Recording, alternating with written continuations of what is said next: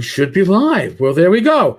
Welcome to the Tavern Chat podcast. It's a live stream. I see that Pex is our first live stream viewer showing up in the comments. There you go. Hi, Pex. He's such a trooper.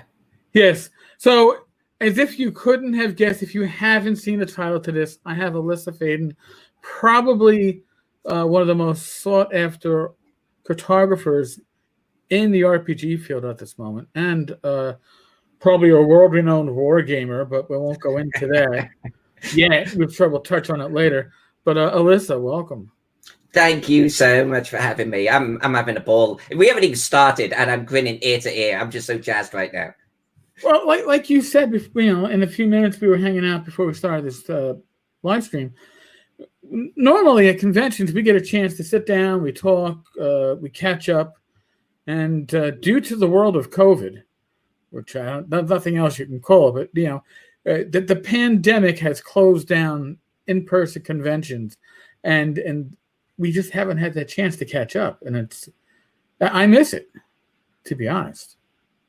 I miss it too, and I didn't think that I would, but I genuinely miss it. And I think my brain. I touched on this like earlier on in a PM to you, but I think my brain must be like just ready to like start hanging out with friends again, because I dreamt of you last night. We were doing this podcast in person. Jack and I came to your house. You and your darling wife met us there at the door, and you had a little mini convention going behind your scenes, and it's like, so my brain must be, I want to get back in person with these people so bad.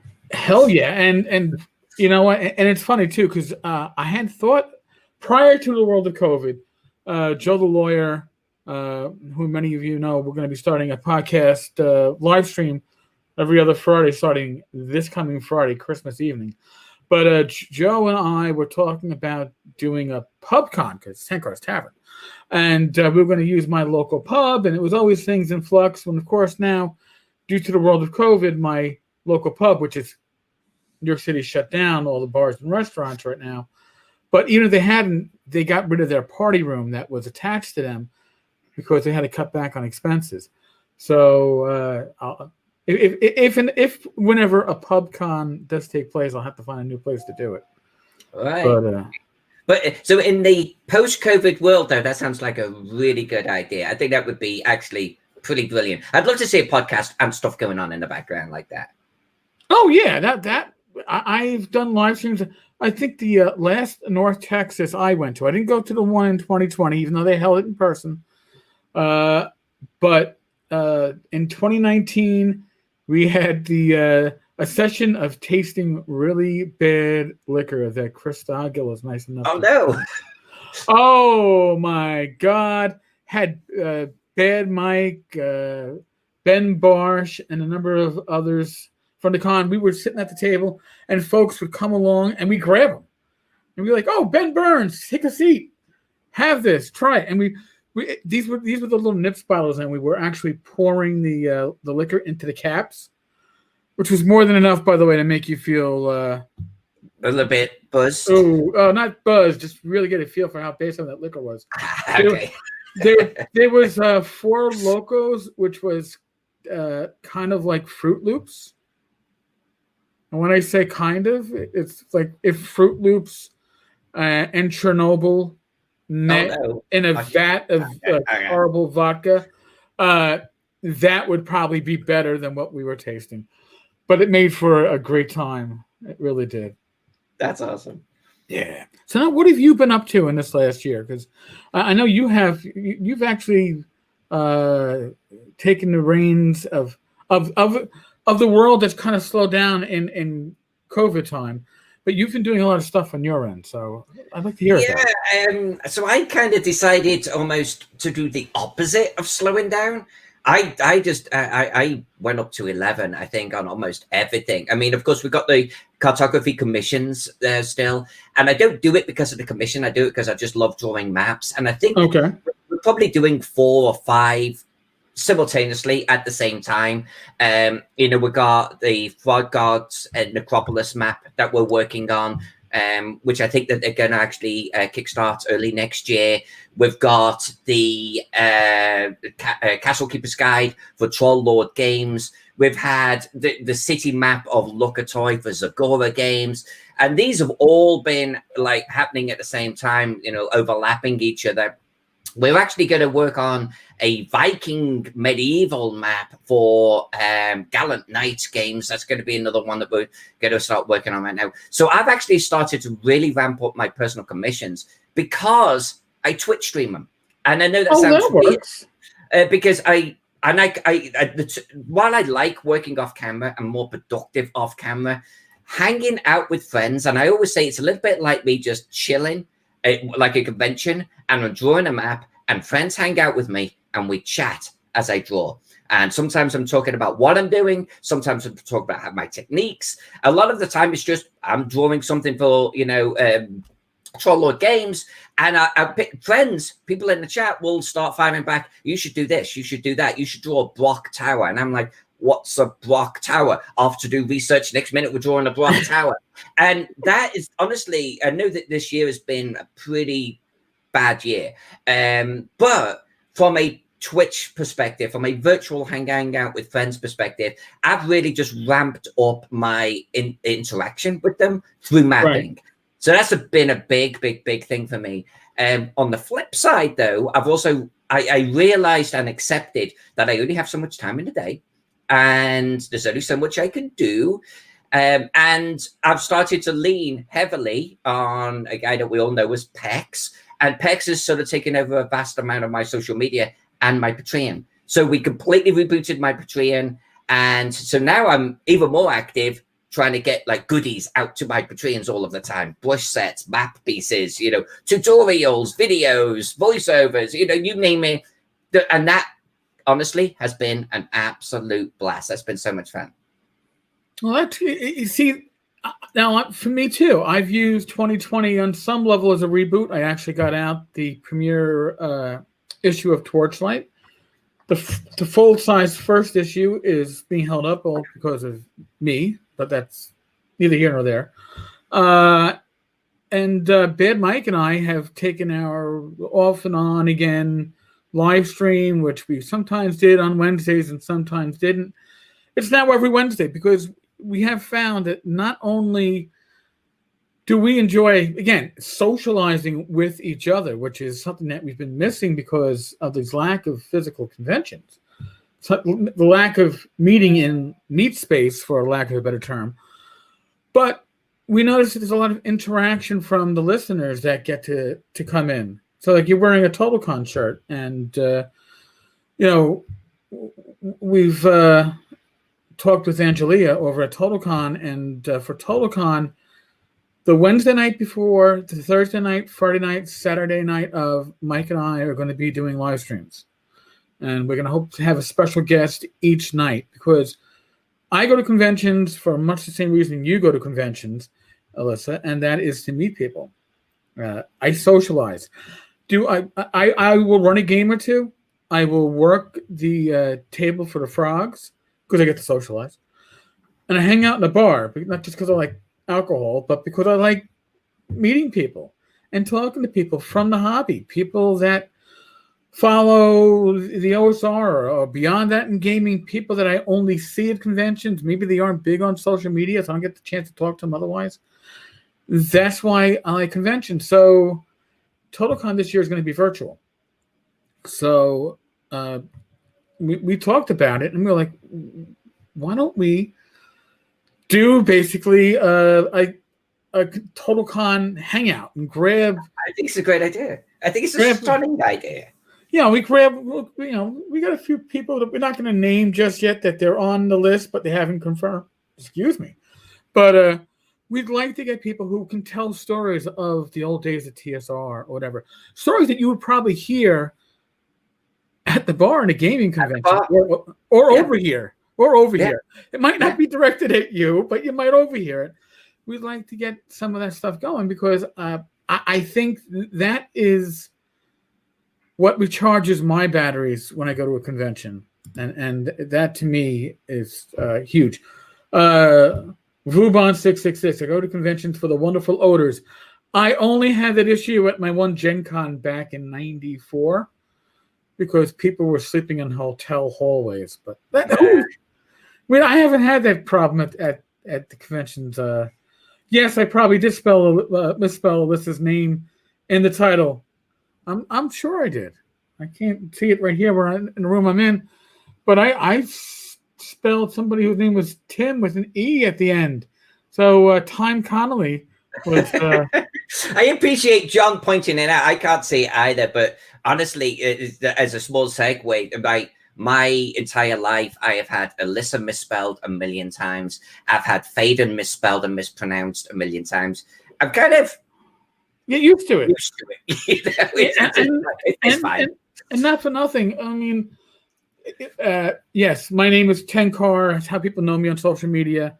But my real last name is pronounced Stine, but it looks like Stein. I've been called Stein my whole life, or Steiny, or Steeny, or Stainy, and I just whatever. I no longer. I used to get offended when I was in elementary school, and then you got to the point where it's not their fault that it's not the quote regular spelling that they're expecting to see. People, I guess my mind was sees Tim, assumes it's going to have to be an E at the end because I'm always typing out time for one reason or another.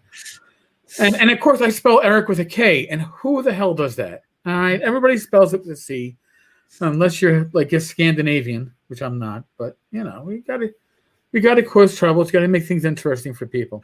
Mix things up, keep them interesting. And the whole convention thing too, you were talking about overhearing conversations and such, or in the case of some people watching, over smelling odors. But whatever you go to conventions for, that I'm not going to judge. There's nothing wrong with that.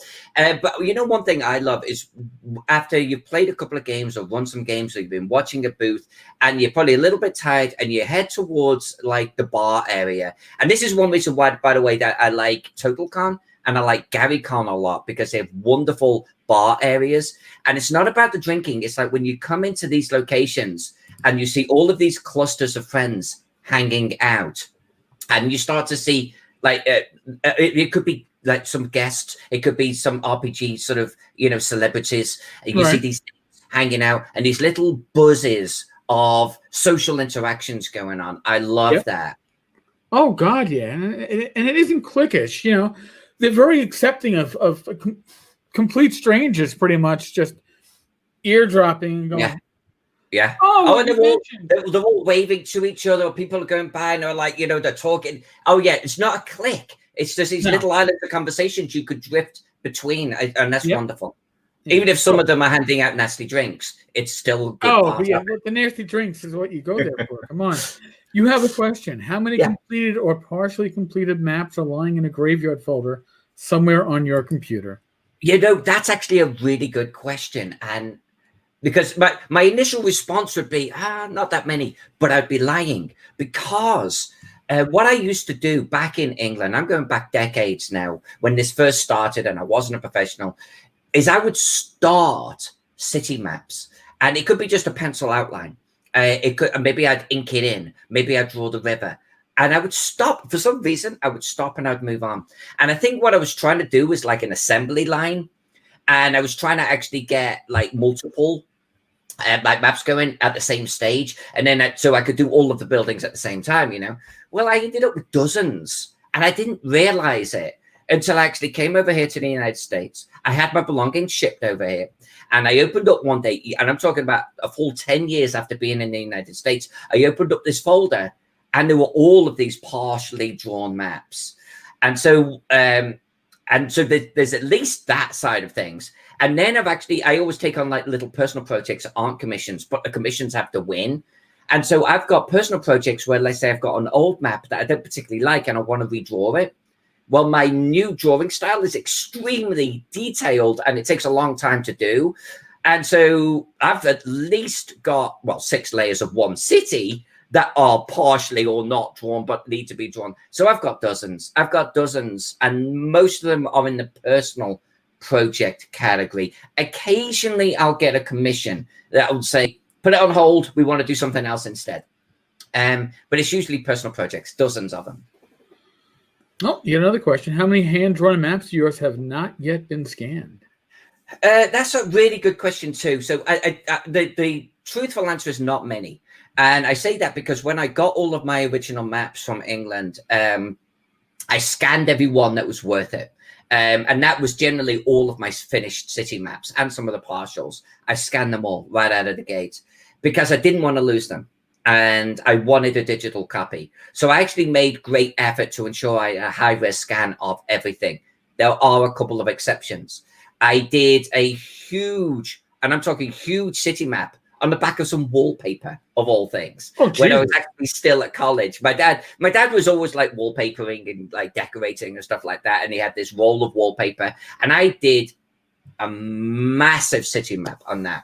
That is still in England. And so that's not scanned.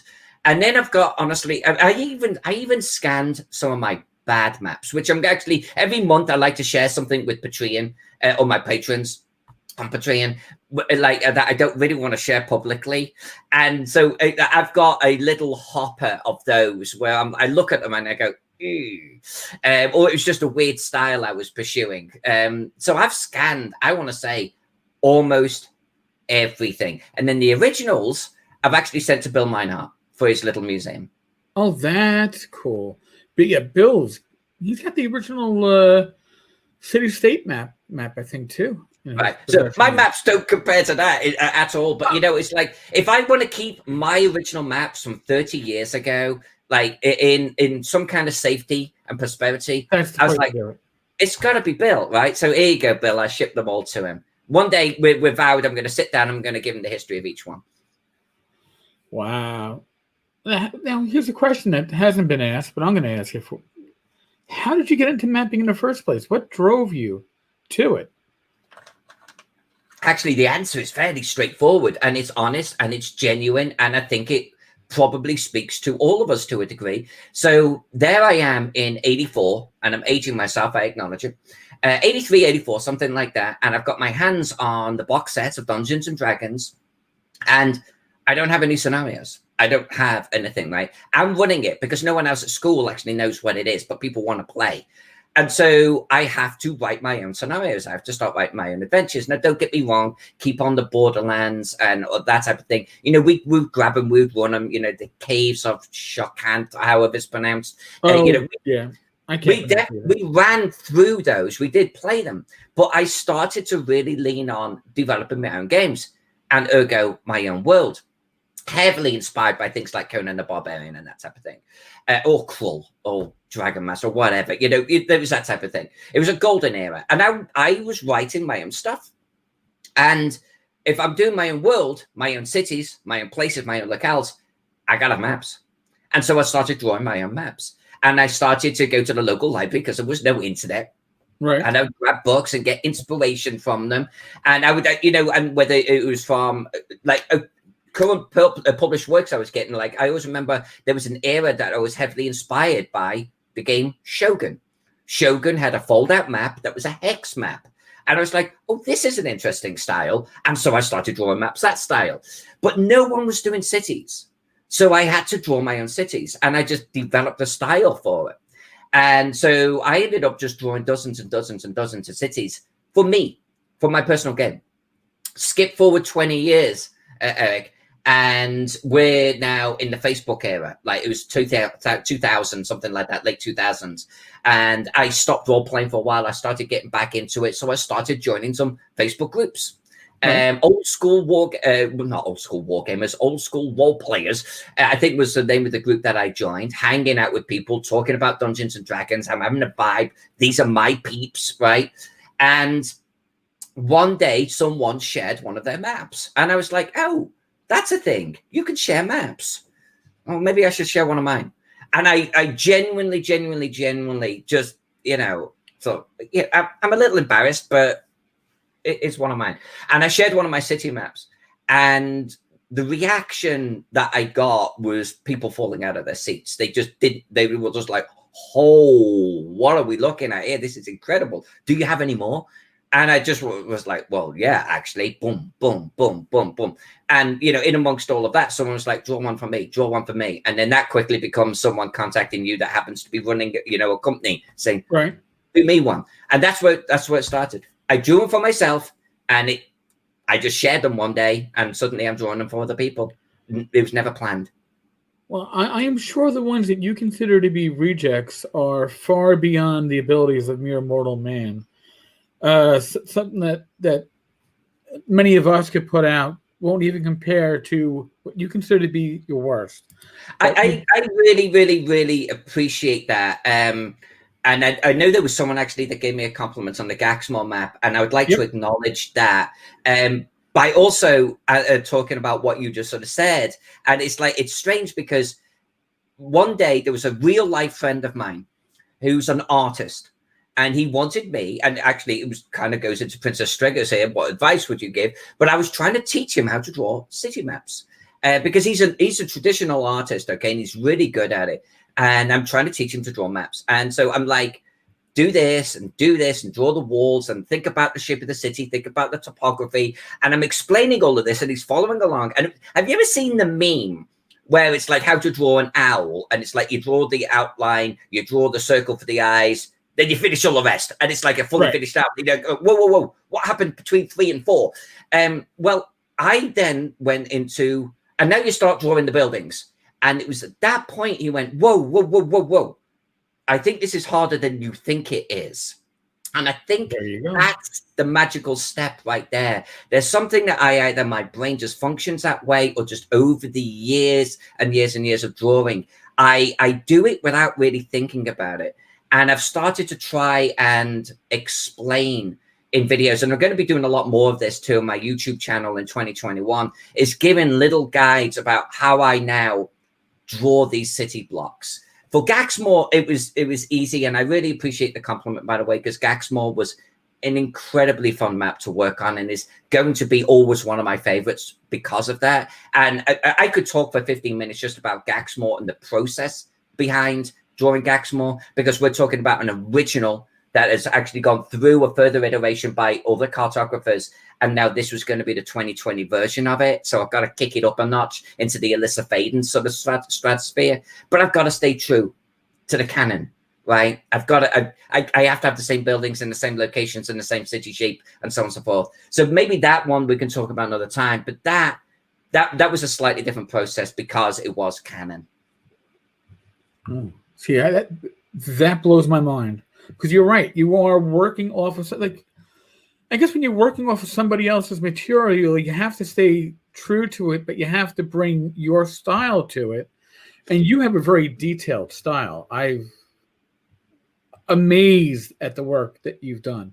And I've spoken with Bill Webb, and Bill Webb gushes over the work that you've done. And again, I'm a mere mortal. I know my limits. I am certainly. My parents are both. They paint still life and oil color, and some watercolor. But I don't have that ability. You got to know something. You have to know your limits. I'm good at talking. So. Well, and you know, so the thing is for me. And Peter's asked a great question. We'll get to that right now.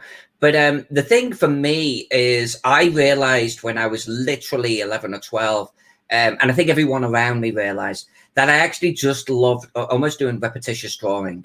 I won an art competition in my city by drawing a Roman amphitheater complete with all of the spectators, thousands and thousands and thousands of like little stick figures, thousands of them.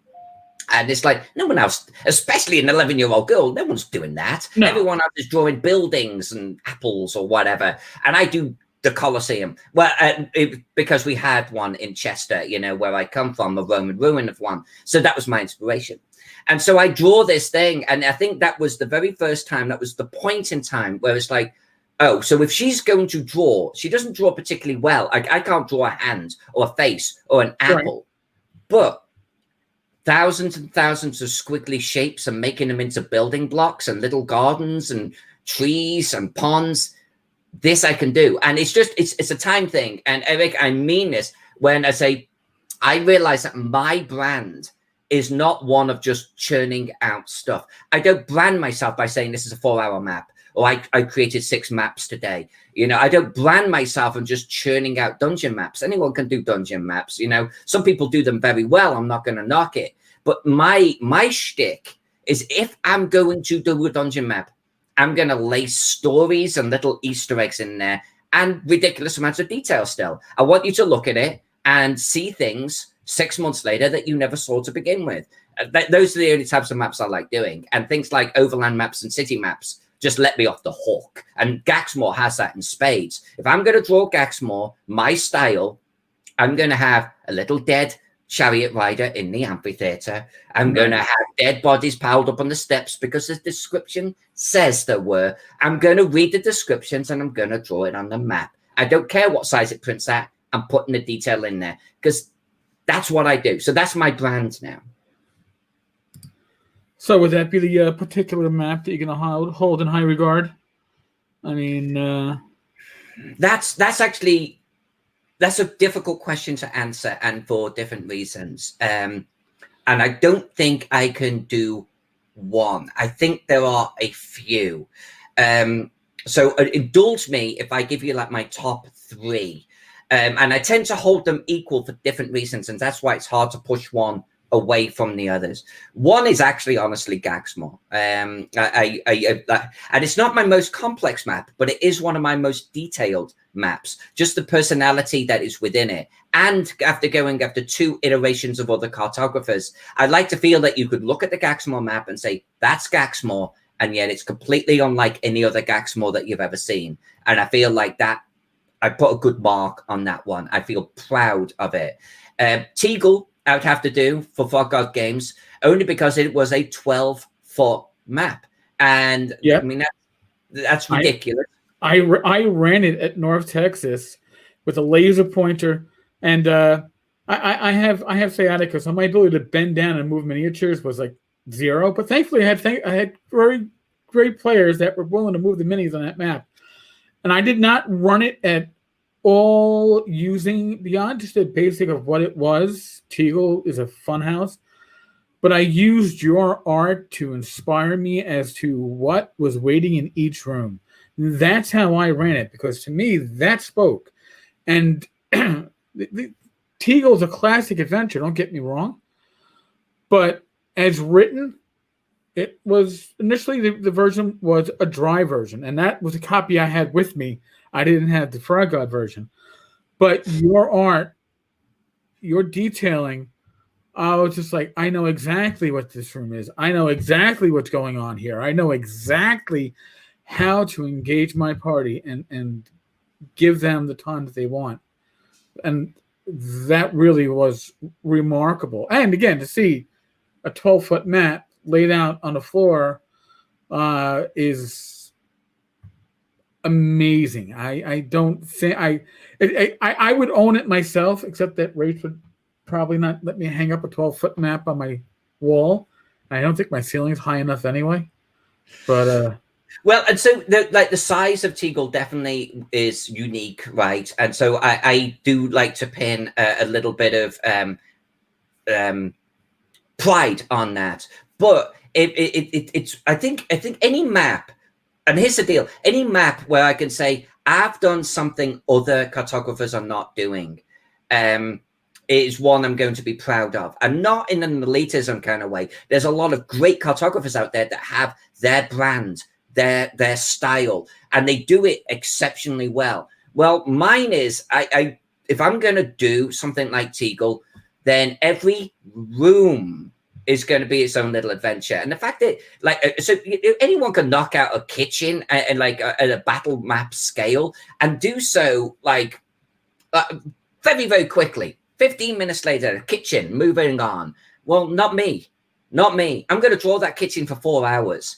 And I'm going to have flour on the floor with footsteps in it. I'm going to have old pies on the table with knives and forks scattered around. I'm going to have a personality. I'm going to have like washing like plates, etc., in the sink, half washing with the water. And I want you to look at every room and go, oh, look at this. oh, look at this. Like even bedrooms that had no description. I would have a bed in there and there'd be a blooded knife on the table next to it. And it's like, for you running the game, you go, I could put a little story behind this. There you go. And that's what I do. So that's my number 2 pick. Lastly, and I know that John's got a question here, but lastly, my third one would honestly be the ones that I did for Fallen Empires, I believe, James Carpio, back in around 2012, 2013. And they're the maps that look like scarab beetles with their wings spread out, and they're city maps. You might have seen that was the DCC RPG setting that he kickstarted. Right. Okay. And I originally provided them to in black and white. He only wanted black and white. Years later, I colored them. And they're visually one of the most out of the box, striking city maps. Like people look at them and go, oh, wow, you know? And so I'm proud of those. And they were originally ink on paper too. I'm proud of those only because they were so unique. Like no one's drawn cities like that before, and they make people's heads turn every time they walk past a booth. If they're hanging up, they go, ah, you know, and I love that. All right, so John, I really struggle with making maps, especially cities. What do you use as visual references? I would like to make cities inspired by history. Actually, so that's really good, and you can do cities inspired by history. I've done Luxembourg Castle. It's a star fortress. I've done Dubrovnik, which was one of the filming locations for Game of Thrones. And you know how I did those? Google Maps. Really? Google Maps. I zoomed them in on my screen so it felt good. Screen capture. I opened up my particular choice of drawing material, which is Photoshop. Resized them in Photoshop until I got a good composition. Now, of course, the thing about these is they're going to, like, you know, modern cities are going to spill beyond walls. They're going to feel very modern. But I was able to trace wall shapes. I did the same with ancient Athens too, by the way. I got the shape of the wall correct. I got the main gates positioned right. With Dubrovnik, I was even drawing little boulders where they are today in the water. It gives you a very unique harbor shape with Dubrovnik. I got all of that right. The wall shape is very unique. I traced all of that. Then you could throw away what I like to call the trace layer. You've got your main streets and main sort of locations, like maybe an old church, and you go, yeah, that would have been there in fantasy times. And then you could just fill in the blanks. And for inspiration of filling in blanks, honestly, I don't look at anyone else because my style is so unique. For me, it has been one of, I like a negative space for my roads. So I don't draw roads unless there's no buildings around them.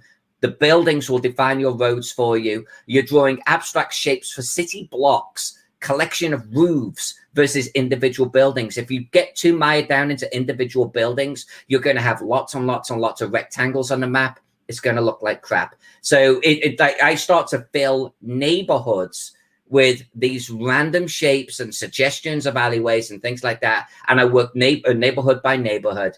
And honestly, that's all that I do. That's pretty damn good. Now, Night Heron, is there a particular map or setting that you would like to draw that you haven't had the chance to yet? Yeah, and I don't think it's going to happen. So the Overlord, City of the Overlord. Have I got the right name there? Judges Guild? Yeah. I think I'd like to do that one. Honestly, I'd like to redo, is it Bard's Gate by Frog God? They had that flagship city a couple of years ago. I'd love to do my take on that, but I know that probably wouldn't happen. But you know the big one? You know the real big one? What's the one with the spaceship? I'm forgetting it now in my head. The old one with the egg on the map. I own it. I own the bloody scenario. People are going to remember. Help me out in chat. What's the one with the spaceship? And everyone's it's a fantasy map, but you go on board and actually it's Blackmore.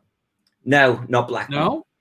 All right, then I don't know either. Expedition to the Barrier Peaks. Come on, people. Come on. Well, you call yourself nerds, hand in your badges. Yeah, but you were saying city. But maps that I would like to draw, I would love to do Expedition to the Barrier Peaks. That would be awesome. That my style. That was a fun, wacky adventure to run back in the day. when I really didn't own too many adventures because it was expensive when you were a teen. $450 was not cheap, and these were usually written for tournaments. So then you'd get them and get it home and go, "Oh shit, that's gonna fuck my party up if I use it as written." But you had to play it as written because that's what you did back then. And if they come out, they'd load it down with laser rifles and stuff. Yes, it's like, oh no, I'm gonna really screw up the game. Yeah, it was a unique one for sure. But I would love to do that. That one and the Overlord one, and like honestly, just the big names, the big titles. I would love to do those. Only to put my spin on it, because I think my spin is unique.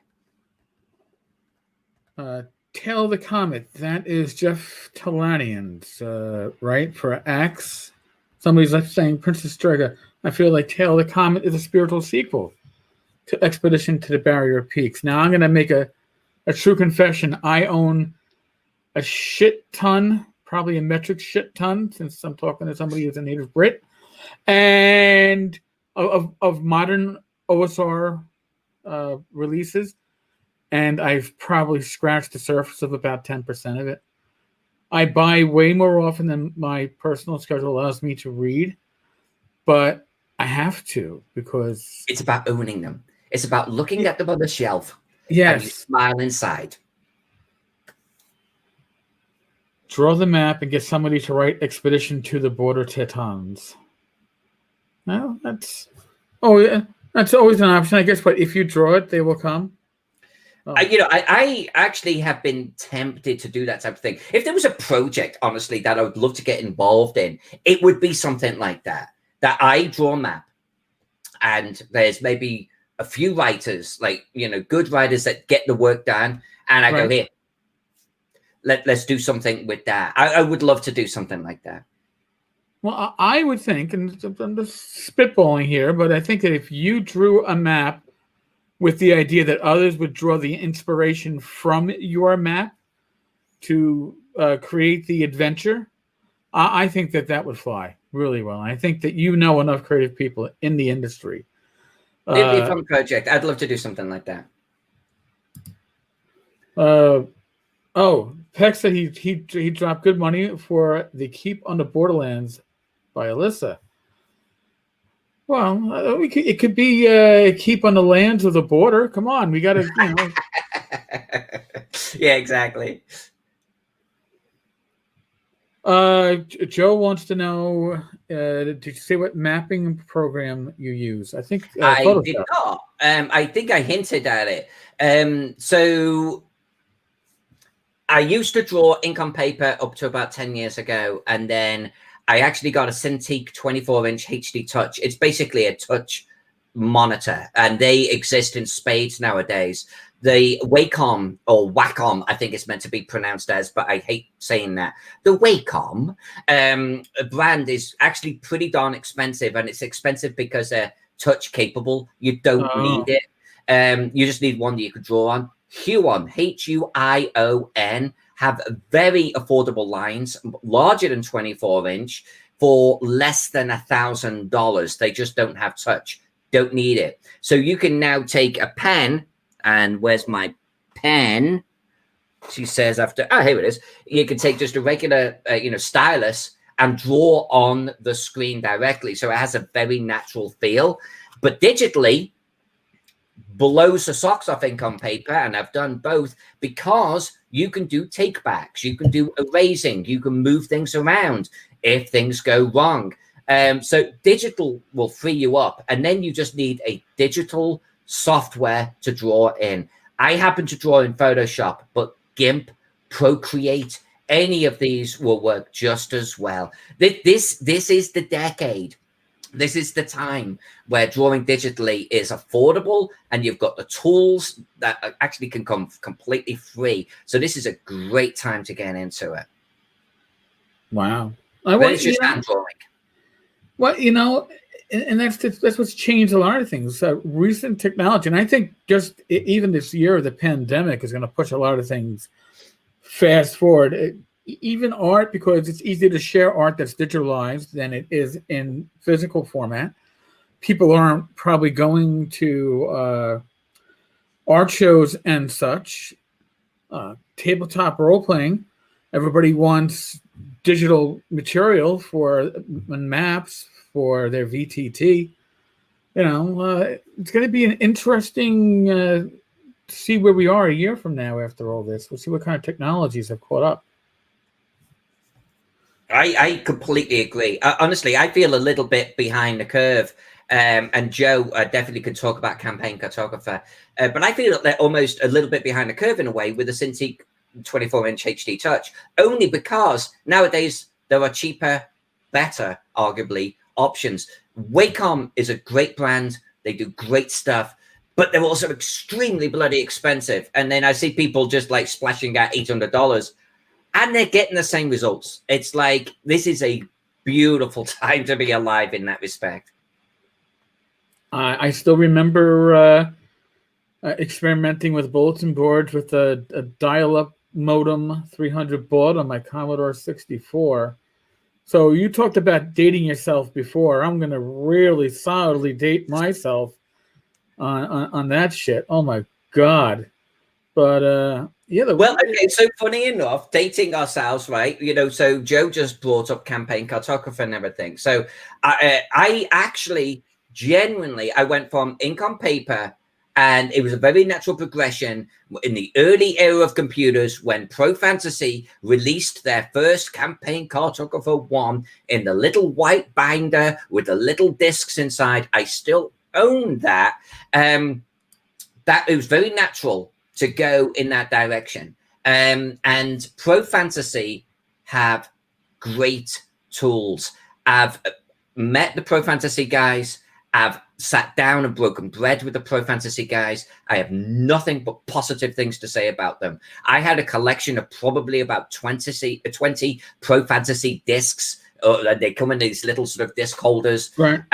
Up until about 7 years ago, I used Pro Fantasy a lot. They are great tools. And yes, something that is definitely viable for creating maps.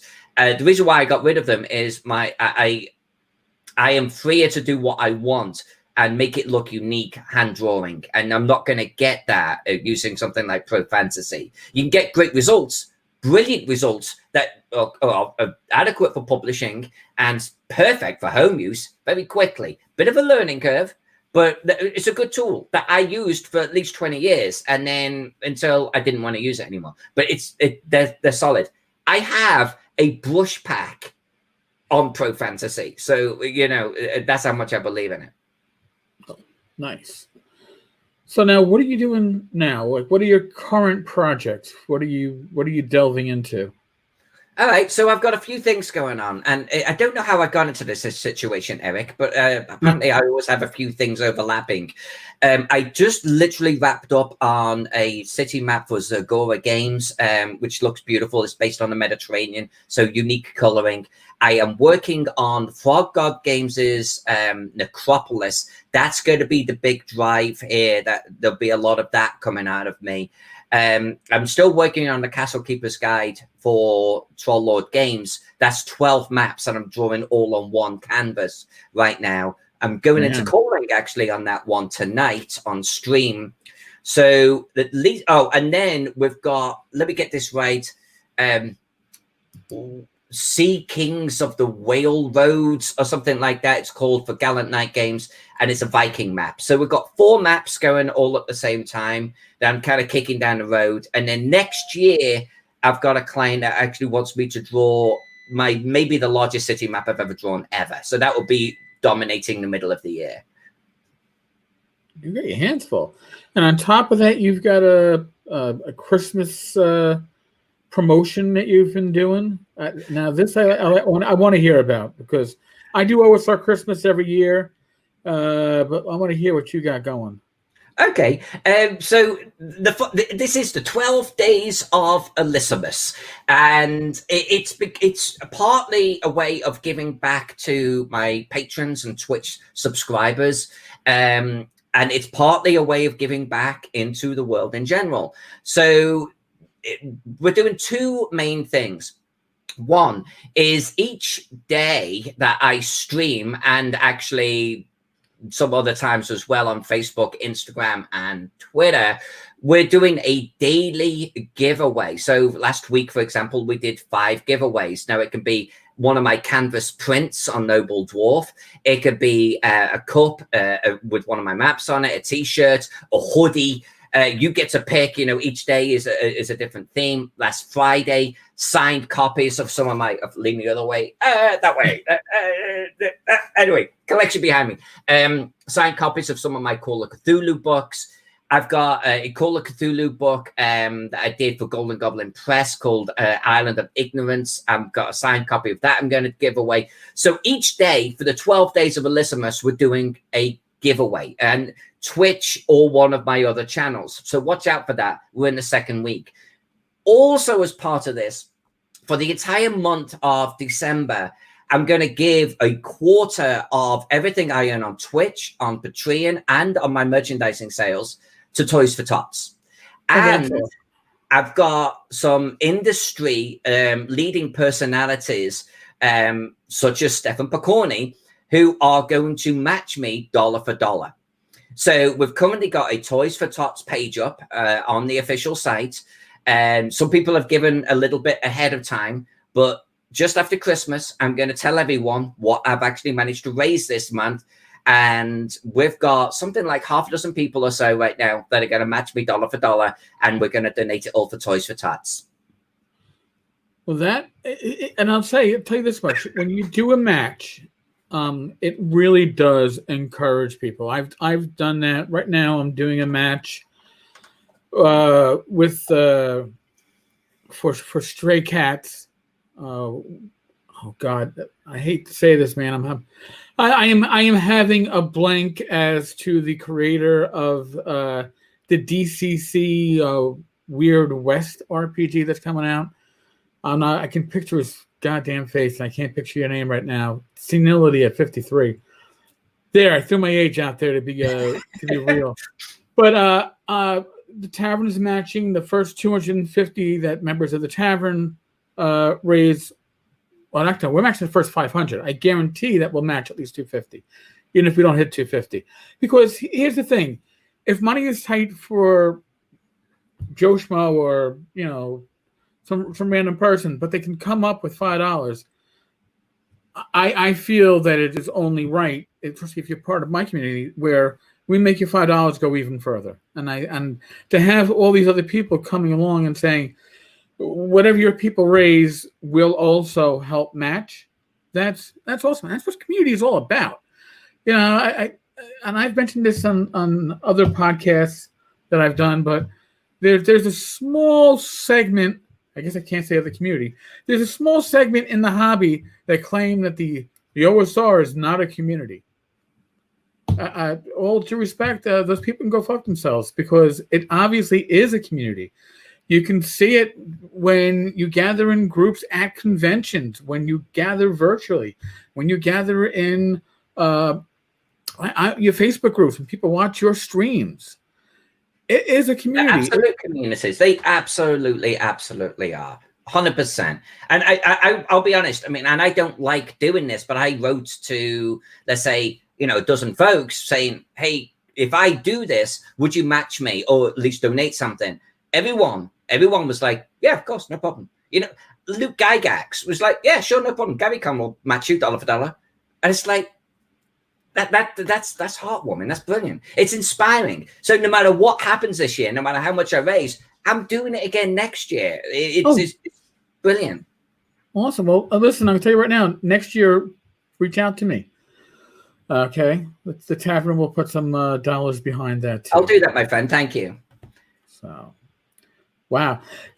Now, I'm going to go totally off the rails because, as we stated in the beginning, we have not hung out in over a year. We have not spent time doing our usual stuff. In your case, like dressing up in authentic armor, I still have a great visual of that going, how the hell did she travel with that suit? And that's what I want to ask you that question. Was that, it was obviously it wasn't carry-on luggage. You must have had to check that. Nah, I shipped it. I shipped it. I shipped it. I actually, so I packed it all up in this big, huge box. The mailing company didn't know what they were dealing with. Big, huge Lurica segmentator armor, Roman helmet, sword, and all of the paraphernalia that goes with it, all piled up into a big box with foam and everything. The box seriously was huge. It was just, it's massive, massive, massive box. But the Lurica actually collapses down on itself, which helps. And then I mailed it. I'd like FedExed that thing to Bad Mike. And he put it in his truck when he was bringing it to the convention, when he was actually like moving all of the frog guard stuff. And Bad Mike has still got my armor actually in his warehouse right now. Oh, Bad Mike has a, since we're going to, all right. So Bad Mike still has a taser of mine that I inadvertently flew out to one of the conventions with, and it was not found in New York. So as I am searching my bag the night before flying back, I do oh shit, what the fuck is this doing here? And I'm like, yeah, Mike, you drove, right? He goes, yeah, toss this in your truck. Because I guess in New York they must have been rushed, but I figured in Wisconsin they weren't going to be as rushed, and I didn't want to have to explain it. I couldn't explain it. If they had found it on the way out, I would have been like, no clue why it's in my bag. Yeah, honest, Gov. I don't know why I've got a taser with me. Come with me. Yeah, it was cheap, and you can get it at 13deals.com. Not just saying, but yeah, no, I was like, oh my God. So yeah, I think you'd have an easier time explaining traveling with the armor, but thank God you didn't have to. But yeah, I think Bad Mike is the repository of a lot of things that he definitely is. He definitely is. And he's great. He's got such a good soul for actually tracking all of this stuff. But yes, Bad Mike is holding arms and armor. He is a prepper for sure. Arms, armor, and a taser apparently, plus some artwork and board games. Like over at Gamehole Con the last time. So what we're talking about, 2019. Yeah. I looked going to the auction on that one, and I walked away with a complete set of Hate the board game. I didn't even want Hate the board game, but I'm bidding on it, and now I've got it, and it's huge, boxes upon boxes, and I'm like, what am I going to do with this? I can't put this in luggage. No. Bad Mike, can you take this to the warehouse? Well, he's still got it, of course, so he's just accruing things over the years. You know, when you watch like I don't know, a movie, and they show that this is the government warehouse where stuff from, you know, like Raiders of the Lost Ark or something, where it just that is the North Texas warehouse. Now I've been there, and you walk down it, and you go, oh my God, how it's what you would want if, well, you were a gamer and be able to walk to a random shelf, and go, my God, there's going to be a stack of like, I don't know, 7,000 Judges Guild books here that I could just leave, most of them still in the shrink. Wow. And you look at that and you're like, oh my God. So yeah, it's like nerd heaven. Mike has a great collection. Thanks to all of you. Thank you. That's Jennifer Glazer. Yeah. And she's not wrong. Now, hey, maybe Bad Mike will give some of that away on Wednesday when we do our next Talk and Crit. We gave away some prizes last week and some things from the warehouse. Yeah, like a Roman helmet. Oh, no, I don't have the Roman. Although I could say, Mike, if you could look for a Roman helmet, if you could find a way to ship it, I think it has to go back to Alyssa. You might not be able to ship the armor right now. I don't know if you have a box big enough. You might be able to get your helmet. God only knows. John Miller calling it the vault. You know what? I've been to the warehouse. I wouldn't quite call it the vault, but it is certainly a place with a lot of great gaming material. It's a wonder to see. So, well, Alyssa, this has been awesome. And I think I'm going to speak for everybody who's been watching live, is that we got to do this again because you generate nice questions. You really do. People, not that any of us can learn your secret, because when you reach your level of talent, it's also a God-given gift. Some part of that is you can learn a lot of it, but that extra percent that puts you over the top, that's what that 12-year-old you knew that you had. I appreciate that. Thank you. I will say that I have no problem sharing my style, my approach, or anything about my mapping at all. Just this is a hobby. We're all in this together, and I will share. I am sharing more and more and more on my Twitch, but also my Patreon. Feel free to follow me over there. I'm doing monthly guides all of the time. And also, we're going to be growing my YouTube channel. I've been neglected over this last year or so. It's had several months worth of work put into it recently, just to clear it all up. We're now in the process of releasing guides and me reviewing my own maps. Onto that channel, 2021. Doing your own critique. I'm going to do my own critique. Alyssa critiques Alyssa. And so we're going to start releasing those as well. So 2021 is going to be exciting. And I encourage you. I mean, again, I don't like doing a sell at all, but for $5 a month on Twitch or $5 a month on Patreon, you get access not only to all of this stuff, and I give you monthly things back. I give you tool sets and brush sets, but I'm also doing guides every month, at least one or two every month. This is how I draw this. This is how I draw that. And you get access to it and my private Discord channel. So you can come hang out. And I invite people to sort of say, hey, how would you draw this? And I'll do it. I'll show you how I would draw it. I'll do it live for you. I'll record it. Because you give me inspiration about what you want to know about. So come hang out, and I would love to share my techniques. All right. So Joe, what's your Twitch name? Alyssa Faden.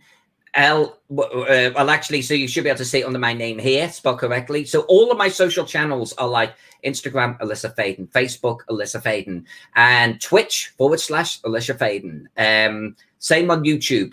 So just look for Alyssa Faden on any of those channels. If you're watching on YouTube, the notes on YouTube, the description box should have links to Alyssa's Patreon and her Twitch. If you are listening on the podcast, I will include those links in the show notes. And well, at least I feel like I've rejuvenated some of my convention battery.